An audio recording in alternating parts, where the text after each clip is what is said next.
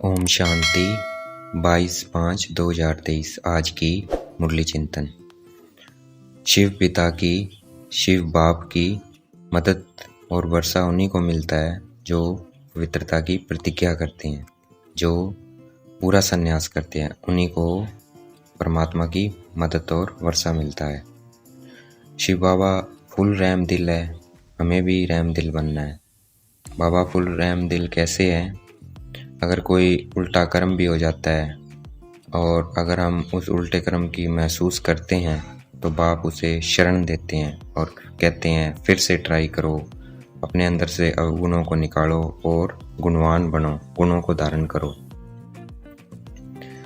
ब्रह्मा कुमार कुमारियों को ही गोप गोपियाँ कहा जाता है और शिव बाबा को कहा जाता है गोपी वल्लभ। सतयुग में तो सब संपूर्ण है, श्रेष्ठ है। वहाँ तो प्रारब्ध है, वहाँ शिव बाबा नहीं होते हैं, इसलिए वहाँ गोप गोपियाँ भी नहीं होती हैं। तो गोप गोपियों की बातें सतयुग की नहीं है, इसी संगम युग की है। शिव बाबा आते हैं तो हम मुस्कुराने लग जाते हैं, जैसे देवी देवता सतयुग में हमेशा हर्षित रहते हैं। गरीब ही बलि चढ़ते हैं, ये ईश्वरीय पढ़ाई पढ़ते हैं और वारिस बनते हैं। और जो ज्ञान में बाद में आते हैं, रचना रच ली है उसके बाद आते हैं, तो बाबा कहते गृहस्थ व्यवहार में रहना है, रचना की संभाल करनी है श्रीमत पर चलकर। और जिन्होंने रचना नहीं रची है उनको तो श्रीमत पर चलना ही है और गृहस्थ व्यवहार को संभालना है। और जो गृहस्थ में गए नहीं है तो उनको तो पवित्र रहना है, क्योंकि पवित्रता ही सुख शांति की जननी है। पवित्रता से ही हम विश्व के मालिक बनेंगे। जितना हम सर्वशक्तिमान बाप से योग लगाएंगे उतना हमें शक्ति मिलती जाएगी। सगे वह हैं जो पवित्र रहते हैं, उन्हीं को ही वर्षा मिलता है और परमात्मा की मदद मिलती है। दो तरह के संन्यास हैं, एक राजयोग द्वारा संन्यास, एक है हठ योग द्वारा संन्यास। राजयोग संन्यास परमात्मा सिखलाते हैं। इस संन्यास में गृहस्थ में रहते हमें मन बुद्धि से संन्यास करना होता है इस दुनिया का। और हठ योग संन्यास में क्या होता है कि घर बार छोड़कर जंगल में चले जाते हैं। तो बाबा हमें राजयोग संन्यास सिखलाते हैं। ये ज्ञान इंद्र सभा है, नौ रतन और ज्ञान नदियाँ, ये अभी की बात है। परंतु मनुष्य ने पत्थरों की महिमा कर दी है नौ रत्नों में, और ज्ञान के बजाय, ज्ञान नदियों के बजाय पानी की नदियों की महिमा कर दी है। योग बल से हम विश्व के मालिक बनते हैं। और सतयुग में ये ज्ञान नहीं होता है, वहाँ हमें ये नहीं पता होता है कि हम 16 कला हैं सतयुग में, फिर 14 कला बनेंगे। क्यों? अगर वहाँ ये ज्ञान होगा तो हमें वो मज़ा नहीं आएगा। क्यों? हम गिरती कला में जाते हैं अगर हमें वहाँ ये पता लग जाए। इसलिए ये ज्ञान हमें सिर्फ इस संगम योग पर ही होता है। उसके बाद हम इस ज्ञान से प्रारब्ध भोगते हैं और ये ज्ञान प्राय लोप हो जाता है। सिर्फ संगम पर ही हमें आदि मध्य अंत की नॉलेज होती है, सतयुग में आदि मध्य अंत की नॉलेज नहीं होती है हमें। दो यात्राएं होती हैं, एक रूहानी यात्रा, एक जिस्मानी यात्रा। जिस्मानी यात्रा से हम मृत्यु लोक में वापस आ जाते हैं और इस रूहानी यात्रा से हम अमर लोक में चले जाते हैं, फिर इस मृत्यु लोक में नहीं आते हैं।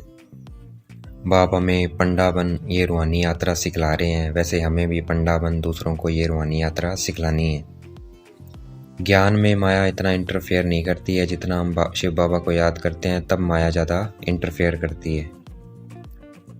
भारत में योग नाम मशहूर है, क्योंकि परमात्मा ने राजयोग सिखलाया इसलिए ये योग मशहूर है।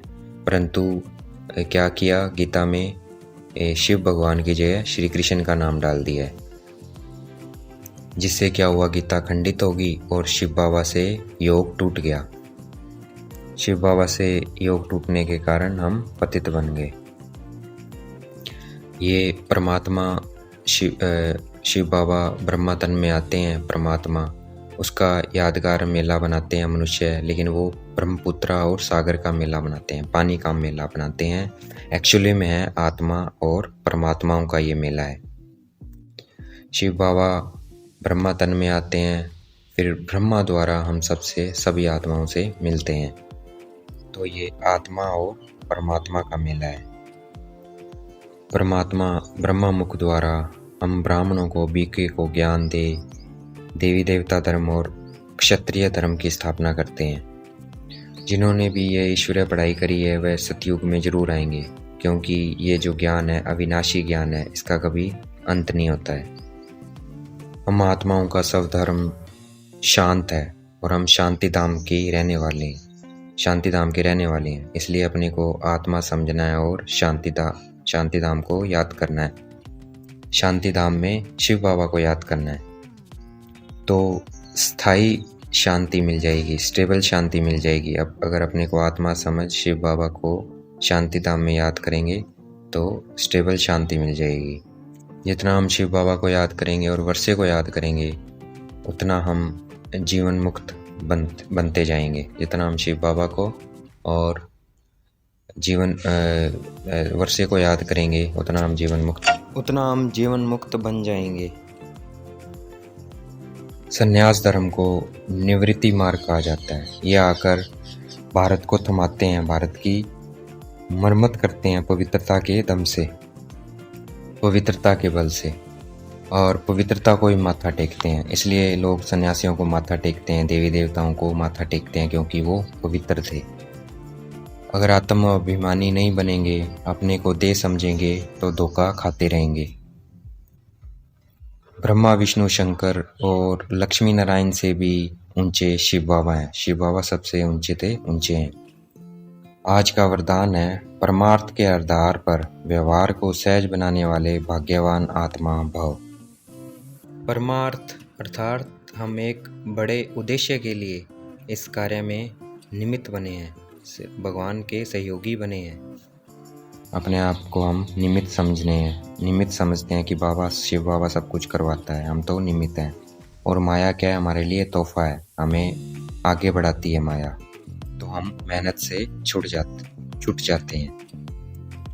आज का स्लोगन है, जीवन में मधुरता का गुण धारण करना ही महानता है। अच्छा, ओम शांति। शुक्रिया मेरे बाबा, शुक्रिया।